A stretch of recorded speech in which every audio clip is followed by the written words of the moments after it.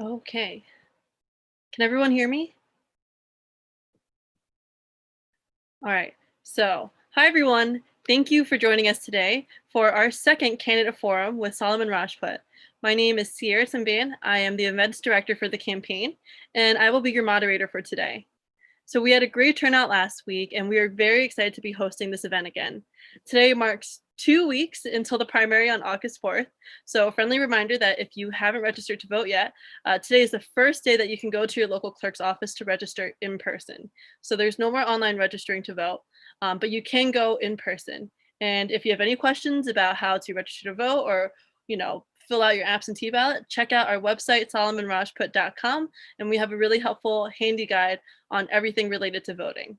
So just before we begin, I would like to go over some logistics for how we will be running this candidate forum. So Solomon will start off by introducing himself and talking a bit about why he's running to be your next representative, followed by an overview of his policies and what his plans are for Michigan's 12th district. Then we'll be moving on to the Q&A portion of our event, and I will start by reading some questions that were pre-submitted to us over the past week from those who couldn't attend today or for those who submitted questions beforehand using the registration link.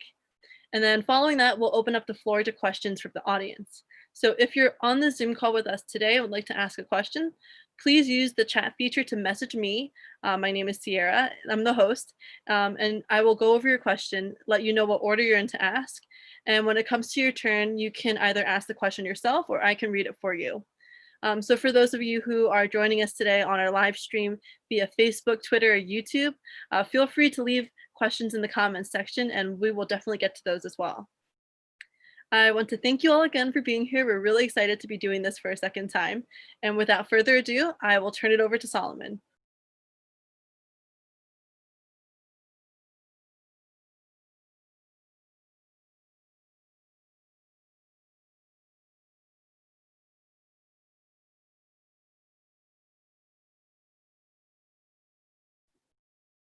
Solomon, you're still muted.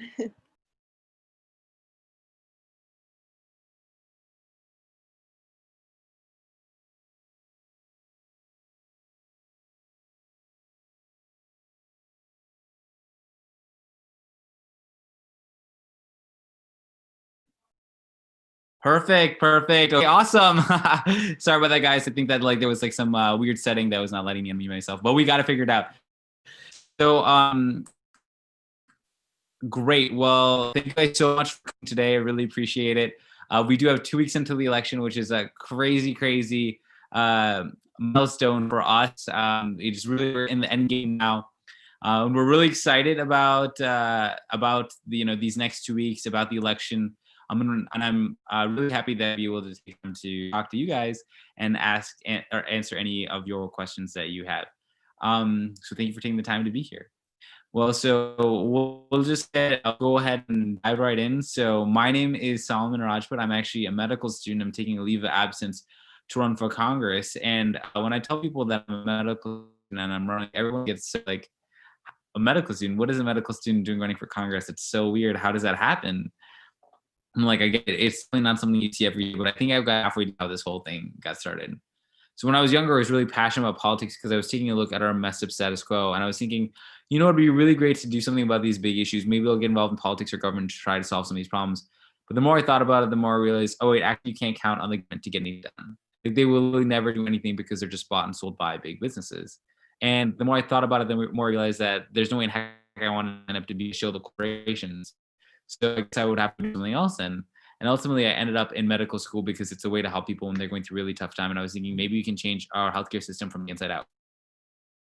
But now times are changed, which is really exciting. And we've got a whole new generation of leaders who are saying we're not going to be holding a corporate interest any longer. We're going to go out there and fight unapologetically for people in this country need for us to get it done. Rashid Tlaib, Ilhan Omar, and that really inspired me. And I was thinking, maybe if we get the right people in office, we actually can do something about these big issues for once. So ultimately, I decided because the election has totally failed us. I mean, all they know how to do is to think small. But it's that same small thing that's gotten us into this mess in the first place. I think by now it's clear to everyone that we can't just putting band-aids on our systems and expecting things to change. We need to go out there and fight for the big, bold policies that are going to address our issues at a fundamental structural level. So we begged and pleaded with our politicians for a long time to go out there and fight for these big changes, but they've ignored us time and time again. After a while, we have to realize we can only fight for so long. It's clear that these people, they're never going to go out there and fight for what we need to get done. They're never going to change. So if we want to get this stuff done, we get rules like this. At this point, we're done waiting. So what are some of the big issues we're done waiting on? Number one, we have to get big money out of our political system. It's the root of all the evil in this country. It's the reason why politicians say one thing in your face and do something else behind. At the end of the day, our politicians' most urgent objective is to get reelected, and they believe the way to do that is by taking lots and lots of money from corporations. And then our country is run by corporations for corporations instead of how it's supposed to be run, which is by the people for the people. So we got to get big money out of our political system. We need to make college free and eliminate student debt right now. It's a problem that uniquely affects my generation. Elizabeth Warren used to work part-time as a waitress, and she was able to pay herself through school. If someone told me they were working part-time as a waiter and paying themselves school, I'd be like, dude, where are you working? You're making a ton of money of that job. Who even needs this college degree, right? How is anyone expected to work part-time and pay themselves through school when school is so freaking expensive? Asking for that. I don't ever want to talk about doing something like making college free. The answer is, well, we're going to use the vast wealth and resources of the richest country that's ever existed in the history of mankind, the United States of America. Here's the thing. We're a rich country. We need to start acting like we're not a poor country that's just barely getting by. We've got all of this money. What are we spending it on? We spend on these corporate tax breaks and this bloated military budget. I mean, the amount of money we gave to the military is really more money than we need to eliminate all student debt in this country. So when was the last, I'm sorry, and the military and corporate tax breaks, right? So when was the last time you heard someone say, well, how are we going to pay for these wars? How are we going to pay for these tax breaks? You never say that, but the second we want to do something to improve the lives of all people, all of a sudden we don't have enough money for it. Why not? It's clearly just a matter of priorities, not of this next big issue, it is near and dear to my heart. It's the reason why this, it is the fact that we need a Green New Deal right now to tackle climate change because we have such little time left to add this issue. And as you know, with climate change, right, we don't have time to do this incremental baby step nonsense any longer. We can't just make some random commitment, make some aid that's going to take an effect when everyone is dead or it's someone else's problem. Like, that's not going to cut it. As I'm sure you all know, we only have 10 choices left on this for no return, and we're on the path to catastrophic, irreversible global warming. It's a really short amount of time left to act on this issue, and that's precisely why we need a plan that's as big as the problem that we're facing, and that plan is a Green New Deal. And a Green New Deal would create millions of good-paying green energy jobs to turn our entire economy off of fossil fuels in the 10 short years left that we have to act on this issue. And this idea, this concern around climate change is really what convinced me to get into this, as a medical student. Medical student, I've got a couple more years left of medical school and a couple years of training after that before I become a full-fledged doctor. So by the time I become a full-fledged doctor, it'll be 5 or 6 years from today. I think, what kind of role would I be entering into as a doctor? Or what kind of role would I be entering into as somebody who ultimately wants a family if we don't do something about this issue in the short amount of time we have left? The last big issue, it's also near and dear to my heart. It is we need a medical healthcare system right now, because we right now have a system that is killing 10,000 Americans every year. I've seen this up close and personal. We see patients, we try to figure out what's going on with them, with the doctors. So often we have to tell people, we know exactly what's going on with you and we have a thing for you, but we can't give it to you because your health insurance doesn't cover it. And now that I'm running, there's some really sad stories that people tell me. And one story in particular really stands out. It's a story from Eastern, and she was telling me about her mom. Her mom was getting pretty sick, but they didn't have health insurance. So mom said, well, there's no way in heck I want to see a doctor because we can't afford that. So I'm going to try to tough this one out. Tried toughing it out, but she kept getting sicker and sicker. And ultimately she got so sick, they had no other choice. They had to go see the doctor. Turns out that she'd waited too long. This disease that could have totally been treated if she'd seen a doctor earlier, it ended up actually killing her. And to top it off, the family had to pay the medical bills for years afterwards because they were in so much medical debt. So here's the thing. It's exaggeration to say that that lady was killed by our broken healthcare system. Because if she had gotten sick in any other developed country, there's a really good chance she'd be alive today. Because what has every other developed country been able to figure out? They've been able to figure out how to make healthcare human right. And that's just a fancy way of saying if you're sick, you'll be able to see a doctor. If you're sick, you'll get your medicine. That's all I'm saying. So when we're asking for progressive policies like a Medicare for all system, nothing we're asking for is radical. We're just trying to play catch up with the rest of the world. What's critical here is insist that we can't do this, that we're too uniquely incompetent or incapable or dysfunctional or backwards to get this done. The only thing that's radical here is the status quo. Bear. And I think at this point, we're done waiting on our politicians who keep making excuses for why we can't do what the rest of the world already has done. So that's a little bit about me. That's a little bit about some of the big policies that I'm supporting. But yeah, I would love to hear your guys' questions and answer them. And have a chance for us a little bit of a dialogue. So you guys. All right, so thank you, Solomon. So before we get into the Q&A portion of the forum, I would like to remind everyone on the call and listening on how to submit your questions. And also a side note, if you're having trouble with the video quality, we will try to get that fixed in the meantime. But just let us know, and you can chat me privately. But for the questions, so for those of you who are here on the Zoom call with us, if you would like to ask Solomon a question, please use the chat feature to send your question to me along with your name and where you're from. And then I will let you know what order you are in line. And when it comes time to ask your question, either I can read it for you, or if you prefer, you can also ask it yourself. And again, for those watching over live stream, leave your questions in the comment sections and we will definitely get to them. So with that, we will start with a few questions that were pre-submitted to us over the past week from people who could not attend today. So our first question, let me pull it up, comes from Jesse Peck, who's in Ypsilanti. And Jesse asked, in what concrete ways do you plan to be a more effective representative than Representative Dingell? Absolutely. Well, I think it really starts with the positions that you are willing to champion. And we are a progressive district, and so we deserve somebody who's going to champion our progressive values in this district. And so something that Congresswoman Dingell does not do is that she doesn't support the Green New Deal. She doesn't champion that. She does not support making college free, eliminating student debt. She doesn't support big money out of the political system. She's taken $1 million from corporations. She doesn't support a whole host of other pieces of the progressive agenda, right? She doesn't support abolishing ICE. She doesn't support reallocating a portion of the police budget to community services. So there's a whole host of things that does not support federal rent control to try to keep housing affordable. So I would like to be an unapologetic champion for those issues. And also, I'm going to work with local activists strongly. I mean, Congresswoman Dingell did arrest many activists who were protesting her office for a Green New Deal. So that's something that we are also going to be working on, is making sure that we work with activists and don't arrest them. Also, I think it's going to be really important to galvanize the country around these issues in a way that and only an unapologetic progressive champion can do, and if all we're focused on is kind of these middle of the road half-hearted proposals, we are going to be leaving so many people uninspired, and then they're not going to really want to participate in the political process because they feel like even if we implement the solutions that are being offered, it's not really going to make a meaningful change.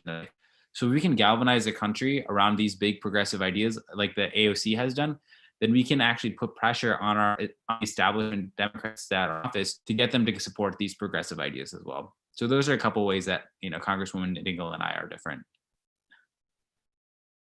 Great. So our next question comes from Jacob Shaver, who's in Lansing. And Jacob asks, what are your thoughts on the defund police and abolish police movements? And what policies do you support to end police brutality? Absolutely. Great question. So we do support defunding the police. What we mean by that specifically is that we want to take a portion of the budget that goes policing and reallocate that towards community services. So specifically services that might be better handled if a group of people that were not the police ended up actually responding to those calls for crises. So, why is the police responding to somebody with a drug addiction, somebody who's homeless, somebody with mental health concerns, right? Like have mental health providers or social workers or addiction specialists handle those particular needs for help in the community. So right now, so the police is responsible for so many different types of services, but maybe there's other community services that are better able to handle specific types of emergencies. And also in education, right? We're always talking about how there's not enough funding for schools, but we managed to find plenty of funding for police in our communities. So if we can allocate some of that funding to schools, that could also really help the education system in the country. So we support that. To to decrease police brutality, we really need to focus them, of course. So we want to end qualified immunity, which is this provision in the law that essentially makes it very, very hard to prosecute cops and hold them accountable for the brutality that they commit. So we end qualified immunity. And then on a larger scale, we want to make criminal justice much more fair. So we want to end cash bail so rich people can't just pay their way out of jail. We want to dismantle the prison industrial complex, and we want to end for-profit prisons so that we don't have an industry in this country that is lobbying to keep people in jail so that they can benefit from those imprisoned people. We want to do that. We also want to make sure that we federally legalize marijuana because so many Black people have been to jail because of marijuana-related issues, and we want to expunge the record of all people with marijuana-related convictions. That's in a nutshell, kind of like a high-level overview of some of the things that we want to do to end police brutality and improve racial justice and criminal justice community. Awesome. And again, apologies if there's any technological difficulties or trouble hearing. Just feel free to message me if you're still experiencing difficulties, but we are working to get that fixed in the background. So our next question comes from Dom Cooper, who's in Taylor, Michigan. And Dom asks, what will you do to ensure that schools across our counties have equitable funding? Yeah, absolutely, absolutely. So I think that I think education funding is an enormous problem right now because right now, as we know, the funding for schools is tied to our property taxes. So rich areas end up getting more money for schools, and poor areas end up getting less money for schools, and then that exactly cycle of poverty where, of course, so if you if you have less money for schooling, and then your schools are be worse, and the outcomes are worse, and stay in this cycle of poverty. So we want to really advocate for changing the funding, the way that schools are funded, that it's not based off property taxes, but it's much more equitably distributed. And also, we believe that the federal government should step up and use its vast wealth and resources to provide funding for education, not solely just based off of like states and localities. So those are some things that we would be focused on in terms of trying to make more equitable funding for schools across our state. Awesome. So our next question came from Instagram from Simon Vanderveen. And Simon asks, as the House representative for Michigan's 12th district, would you make it easier to create and join labor unions? Yeah, absolutely. We are very pro-union, of course. I mean, unions have created so many things that we take for granted in this country: the 40-hour work week, kinds of different work structure benefits that we have taken for granted have come from unions. So, and we believe that the fact wages have remained stagnant while the cost of living has skyrocketed is in large part due to the fact that unions have been so weak in the country in order to be able to prioritize the needs of corporations.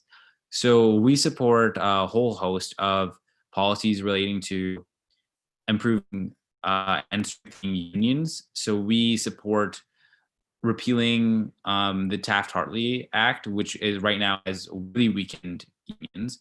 We also support any effort to eliminate right to work laws. These laws, their name is pretty funny because it's called work, but that's like some Republican propaganda. It's essentially just saying that you don't need to join a union in order to be able to participate in the and just really weaken unions. And so we really support any effort that will improve and strengthen unions across. Awesome. So our next question was asked anonymously, and the question is, if you're elected to Congress, how would you help doctors benefit from the Affordable Care Act and Medicare for All? Do you feel that the Affordable Care Act and Medicare for All focuses more on patients and not enough on medical providers?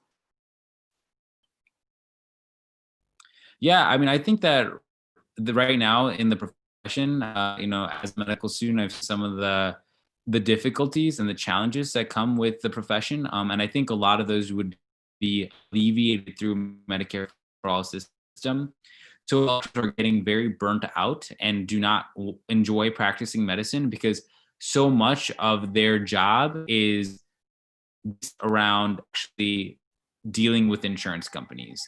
And they have to focus day in and day out on fighting with insurance companies in order to make sure their patients get the services that they need. So many doctors are very, very excited and supportive of Medicare for All because it would allow them to do what they went to school for, which is actually treat patients and not spend hours on the phone every single day trying to haggle with insurance companies to get the patients the care that they deserve. I also support making sure that residents are treated humanely and are not exploited as cheap sources of labor. Because as we know, in residency, which is like what health professionals, what medical professionals do at medical school before they become like full-fledged doctors who can see patients on their own, like attending physicians.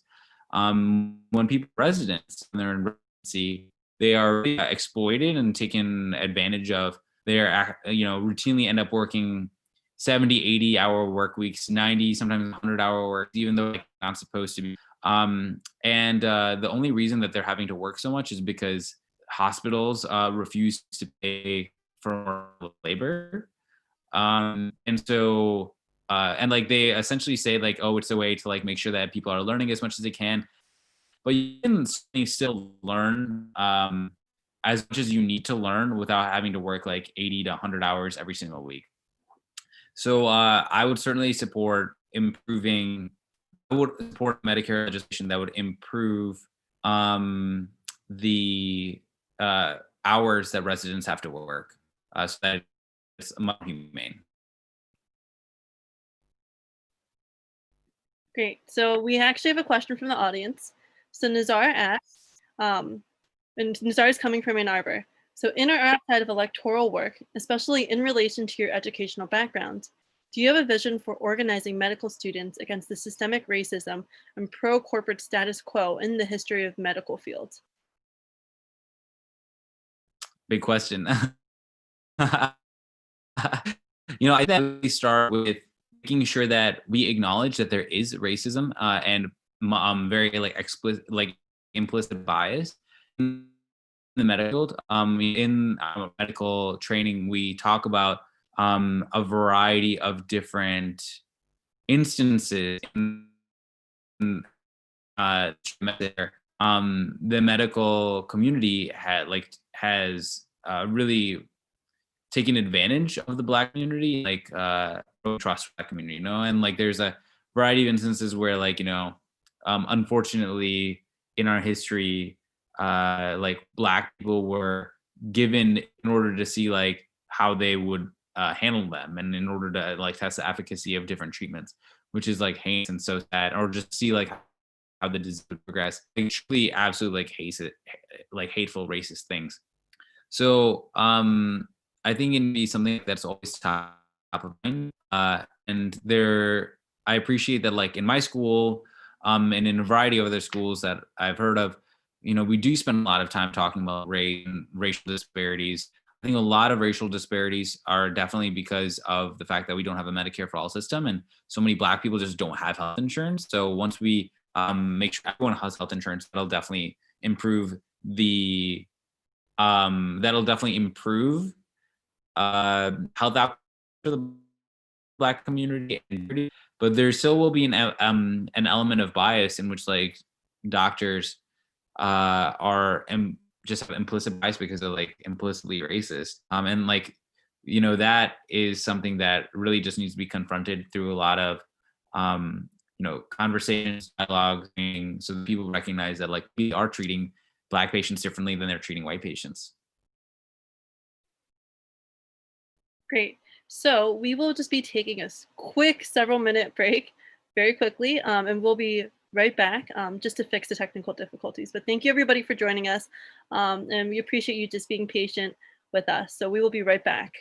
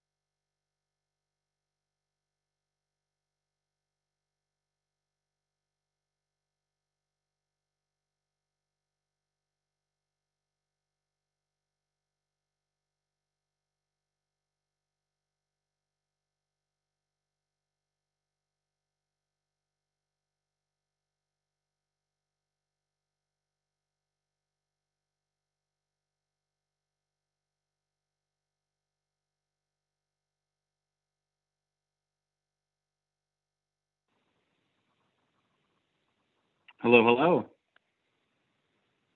Okay. All right, so we Can are you guys hear me? good. Yes. Thank you everybody for bearing with us for just a few minutes. Hopefully this will be a little bit better and you can hear Solomon better too. But we'll be moving on to our next question. So this question comes from Instagram. It's from Nina. And Nina asks, what measures will you take to end US complicity in the Israeli occupation of Palestine? Yep. Could you just repeat that, Sarah? Sorry, it's coming in a little quiet for me. Sure. So Nina asked on Instagram, what measures will you take to end US complicity in the Israeli occupation of Palestine? Yeah, absolutely. That's a very, very important issue, especially given the fact that, like, you know, I mean, given the fact that we have so many human rights abuses, and also that we have the annexation of Palestine and the West Bank coming up.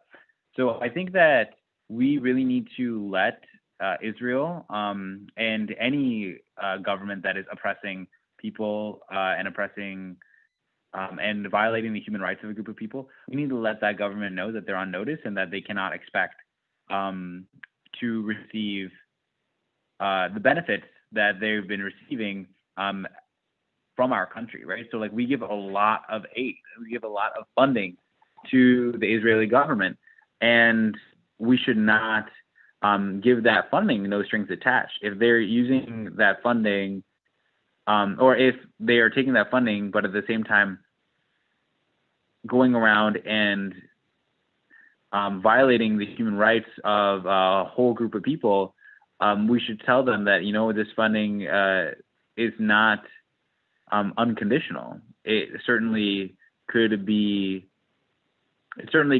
stop. It certainly could decrease if you keep going around and abusing the human rights of the Palestinian people, if you keep like creating these settlements, if you go ahead with your annexation plan. So I think that we should use our power that we have from all the funding that we provide Israel to say that, you know, if you want to keep getting this funding, then you need to stop with these human rights abuses. And the rest of the world has condemned these this violation of human rights that is happening to the Palestinian people. And I think America just needs to stop being so backwards, and we need to get on board with that.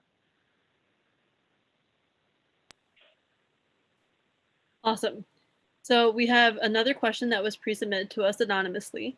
And the question is, so over the past week, news of secret police forces being used in Portland have gotten mainstream media attention.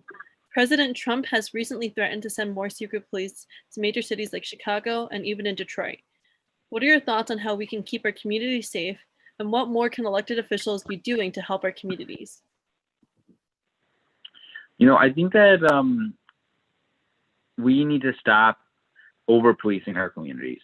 And like, that's just the long and short of it, right? And we need to stop sending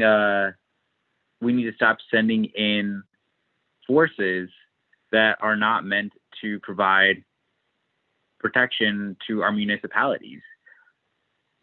And we need to also stop arming the police so that they are acting like the military would, right? Why are we giving the police weapons of war, or why are we giving the police tools of war that we would really only expect like the armed forces to use, like, you know, in a wartime setting, right? So like, that's why we do need to demilitarize the police. I mean, we can see that right now the police have become more and more militarized, and what ends up happening is that we have some more instances of brutality. We have more instances of people actually end up dying at the hands of police brutality. You know, I remember when I learned that tear gas is actually a violation of international law, and like, this is not something that like you are allowed to use in international war, but for some reason we feel like we can use it on our own citizens. So I think that we need to be very clear about the fact that the police and then also the military do not need to be treating our citizens like we're the enemy in a war. You know, they are here to protect us, and they're not here to terrorize us. And so we need to be very clear about that. Great. So another question that was submitted to us through Instagram. The question goes, in May, you delivered the Rent Strike 2020 petitions to Governor Whitmer. Since then, have there been any updates on the petitions? And what have you done to continue advocating for working class Americans affected by this pandemic and the looming housing crisis? Yeah, for sure. So we delivered the Rent Strike petitions, and we were following up with Governor Whitmer. We were also like making sure that we coordinate with the Rent Strike and with members of our campaign to keep the pressure on her, to call her, to let them know that we're still going to be fighting for this. And unfortunately, we never got a response back, you know? So that was pretty telling of where the government's priorities are. We have almost 250,000 signatures, which is 250,000, and that's you only need 100,000 signatures in order to get a response from the White House, and we got almost over, you know, we got more than double that just in our state alone. So, but so the fact that Governor Whitmer did not respond was very upsetting. But you know, that's something that we are still advocating for. We're still advocating for cancellation of all rent, mortgage, and utility payments during the duration of the coronavirus pandemic. And that's why we support Ilhan Omar's bill that would support that, and would also support creating a fund for landlords so that individuals who make their income off of rental properties would still be able to receive that income through this fund for landlords. We also support legislation by Rashida Tlaib that would give every single American $2,000 a month in order to be able to pay for expenses during the duration of the coronavirus pandemic. As we know, so many people right now are out of work. So many people are unemployment or are underemployed, and are not even able to receive unemployment. So we have so many people who are really struggling to pay their bills, who are not able to afford their rent, who are not able to afford groceries or utilities. So I think that we want to make sure that, you know, nobody has to worry about how they're going to pay rent. No one has to worry about getting evicted during this time, and that also that people will be able to like sustain themselves financially during this heinous time for this country. Great. And quick reminder, so welcome everybody who joined our call just recently. We're really excited to have you here. And reminder that since we will be ending at 6 o'clock today, please make sure to submit any questions you have to me by 5:55 so that we have a chance to ask them. So our next question actually comes from one of our live stream audience members. And they asked, would you have voted today to cut the Pentagon budget? Yes, I would have voted for that, because I do not believe that we need to be spending more than so many of our peer countries combined. I believe it's like more than the next 10 countries combined on our military, right? Like we do not need to be spending that much money. And I think that that money could be allocated towards things that are actually improve the lives of our own citizens. I mean, we have, my parents are from Pakistan. We know a lot of Pakistani people. A lot of these Pakistani people, they came here a couple decades ago, and they've witnessed the deterioration of America. And these people have come from developing countries, and they say that America is over time becoming more and more like a developing country, where the middle class is eroding. There's a lot more people who are now barely able to stay afloat financially. As I'm sure you guys have heard, there's this crazy statistic that says that 40% of Americans can't afford an unexpected $400 expense. I mean, that's like an unbelievable amount. And so many people now like really struggling. They're living paycheck to paycheck. They're having a really hard time getting by. And then, we have like a small, very like small ruling class of people that have so much money, more money than nations actually, which is like absolutely wild. And they're just their primary pursuit is to just like concentrate their wealth. So I think that if we were to decrease the military budget and reinvest those funds to improve the lives of our own people, so that we're not becoming like a developing country, and we provide the same benefits that other citizens from other countries are able to enjoy, I think that would be a win for the American people. Great. So we have another pre-submitted question to that was submitted last week. And it says, Debbie Dingle has participated in many community events, has interacted with her constituents, and is known for her civic engagement. How have you interacted and listened to suggestions, stories, and needs of Michigan 12 residents? And what will you do in the future to properly represent your constituents in office? Yeah, for sure. Something that's undeniable about Congresswoman Dingle is that she is certainly present in the community, and I certainly appreciate and admire that about her. Now that we're in the middle of the coronavirus pandemic, it is a little bit more challenging to be present in the community physically, but we certainly have done, I think, a pretty good job of being present in the community through these virtual meetings. So we've been hosting these candidate forums. We just participated in the debate, of course. We have held a variety of town halls across a whole host of different issues: affordable housing, Medicare for all, youth activism, the environment, and climate change. So we've been hosting these town halls, I think, but we have to also recognize that there are many people who do not engage in the political process through these more traditional approaches of like hosting town halls and like going to community events, right? I think that we need to recognize that so many people do consume their political news through social media and through a variety of other methods. So I think being part of the community, being present in the community, I think part of that is by having a accessible social media presence, so that people on social media are able to understand what our ideas are and what our thoughts are regarding different topics. And so that's something that we've been doing, that we've been very active on.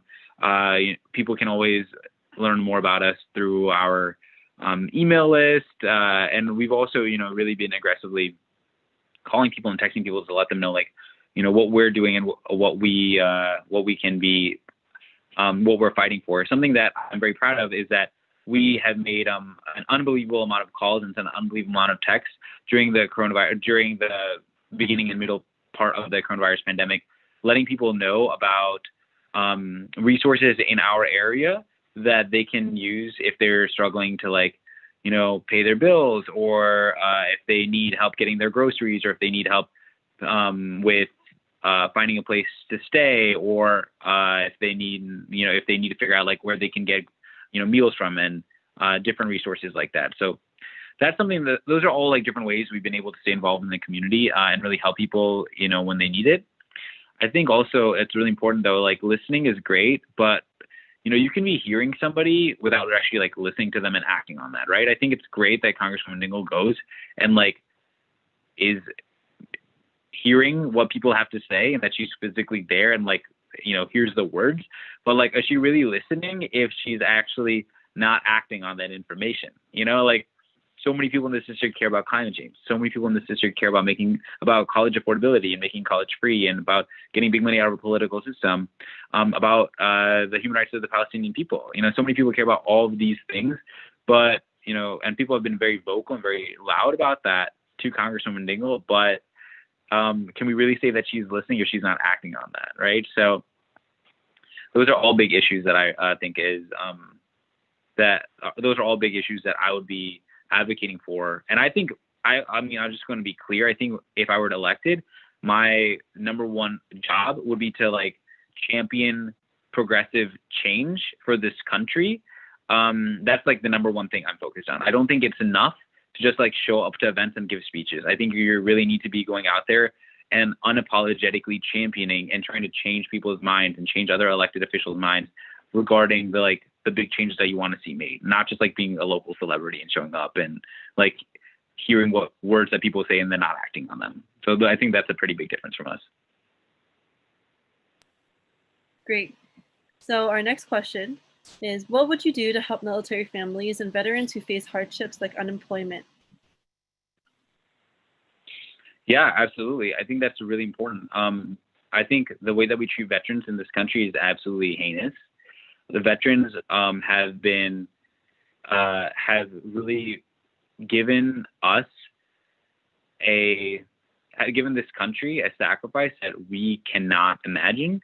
As a medical student, spending some time in the VA, I met so many veterans who were amputees from their time in service. And a lot of them come back with many, many mental health issues, a lot of PTSD. So I think that we are asking our veterans to make an unbelievable sacrifice. And despite spending so much money on the military and the military budget, we are not actually getting, we're not giving a lot of that money to veterans. We're giving a lot of that money to buying random planes and random weapons and things. So we need to definitely increase funding for veteran services. We have Medicare for All system that would also include veterans, because it includes all people. So all people would be guaranteed health care. And I think that, we need to make sure that we prioritize veterans as one of the communities of people that should get priority for jobs that are created by the government. And with the Green New Deal, we would be creating millions of good-paying green energy jobs, and we would want it to be a just transition where we prioritize the communities that have been historically left behind. So, those are communities of color. Those are communities. Those are also the fossil fuel workers who may lose their job during the transition. But I think veterans would also be a group of people that should be given priority for these jobs and the prosperity that comes with these jobs. So yeah, I think that those are ways that we can help veterans out. Great. So we have another question from an audience member. Nazar asks, what local progressive or leftist local groups in Michigan 12th District would you be interested in championing if you get elected? And some include DSA, certain abolitionist groups, etc. Yeah, absolutely. I mean, I'm very excited to work with groups that align with our campaign's values. So Those groups would be like DSA. There would be like Sunrise with the Green New Deal. So those are two groups in particular that would be very excited to work with. Environmental groups, of course, groups that are focused around racial justice and criminal justice reform as well. Absolutely, groups that are focused on making sure that we have a single-payer healthcare system in this country through Medicare for All. So those are all of the different types of groups. We'd also certainly be working a lot with student groups because as a graduate student and as a campaign that's exclusively run by young people, the youth are very like close to my heart. And like as as a young millennial, I think that we're like going to be really excited to like keep working closely with youth activists for sure. So another question that we got sent pre-submitted to us is, how would you use your medical background to, one more second. How would you use your medical background to form your policy and legislative goals? Yeah, absolutely. I think it's a really great question. Well, of course, like ties into Medicare for All because I've seen how dysfunctional our healthcare system is and how so many people are denied the treatment that they deserve as a human right because of the private insurance system that is specifically designed to try to deny them their treatment, right, to make money, right? So that would be something that I would always remember, like going into policy meetings and going into meetings where we're talking about like how we want to move our healthcare system forward. Something else though is like as a medical student, right, you learn that you can really only be giving people treatment if it seems like there's good evidence for it, right? Like you really learn how to make evidence-based decisions. You really learn about the importance of research, the importance of science-backed approaches. Because if you just like decide to prescribe hydroxychloroquine because that's just like something that you're feeling that day for coronavirus, or because or if you decide to like give somebody treatment just because like that's your vibe for the day, and there's no evidence behind it, that could really kill somebody. So I think it really has helped me understand why the importance of evidence-based decision making, and how we need to respect data and we need to respect science when we do make decisions, and we can't just bend to political like pressures or like whatever is politically convenient for our own purpose, for our own agenda. We need to like trust the science, and we need to certainly like understand the methods behind the studies, and we need to like really think critically of the research. But at a certain point too, you need to recognize what the research is telling you and what the science is telling you when it's pretty clear, and when there's like a lot of consensus and agreement around a certain finding, and like base your decisions based off that.